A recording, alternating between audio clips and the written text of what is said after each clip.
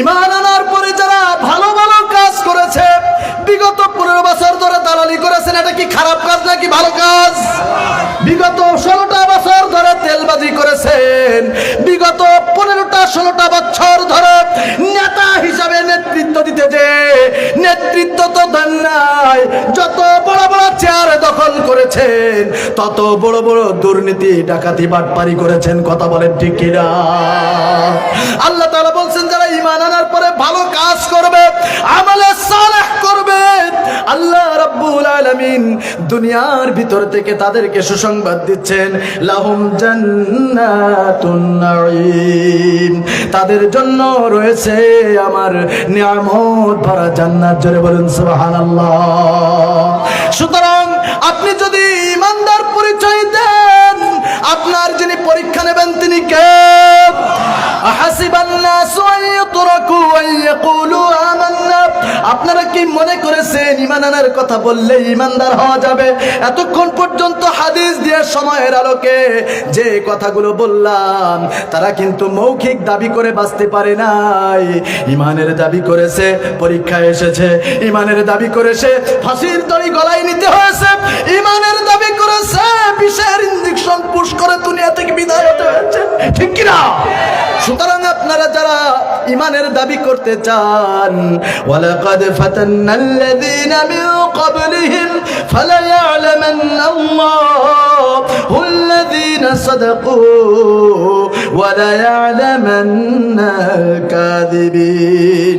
আপনি যতই দেখতে আল্লাহর ওলি হন না কেন, যত দাড়ি টুপি পাগড়ি গোলজামা যা থাকুক না কেন, আপনি সত্যি সত্যি কি ঈমানের উপরে আছেন নাকি মুনাফিক অবস্থায় রয়েছেন, অবশ্যই অবশ্যই আল্লাহ আপনাকে পরীক্ষা করে নেবে।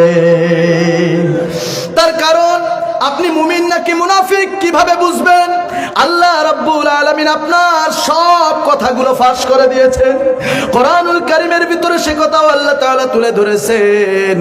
এই সমস্ত যারা মৌখিকভাবে ঈমানের দাবি করে, ভিতরে মুনাফিকি, এদের কথাগুলো যেন মিষ্টতায় ভরপুর।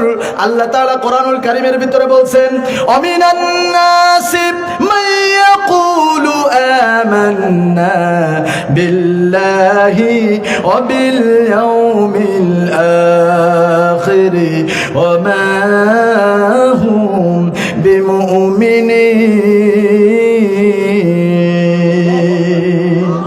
সূরাতুল বাকারা আয়াত নম্বর 8, 1 নম্বর পারা, 2 নম্বর পৃষ্ঠা, 4 নম্বর লাইনের ভিতরে আপনার আমার মনের কথা ফাঁস করে দিয়েছেন মহান রব্বুল আলামিন। আল্লাহ তাআলা বলছেন, এই মানুষের ভিতরে কিছু মানুষ রয়েছে, তারা বলে আমান্না বিল্লাহ, আমরা আল্লাহর পরে ঈমান এনেছি। এখন যদি পরীক্ষামূলক আমি আপনাদেরকে বলি, আমরা ঈমান এনেছি কার উপরে? সবাই একযোগে বলতেছেন আল্লাহর উপরে, কিন্তু না। 16টা বছরে আপনার চেহারা ফুটে উঠেছে, 16টা বছরে আপনার প্রমাণ আপনি দিয়ে ফেলেছেন। সামান্য 2000 টাকায় একটা মিথ্যা সাক্ষ্য দিতেও পিছপা নয়, ঠিক কিনা? এই মানুষের ভিতরে কিছু মানুষ রয়েছে, তারা বলে আমান্না বিল্লাহ, আমরা আল্লাহর উপরে ঈমান এনেছি, ওয়াবিল ইয়াউমিল আখির, কিয়ামত দিবসের উপরে বিশ্বাস করি।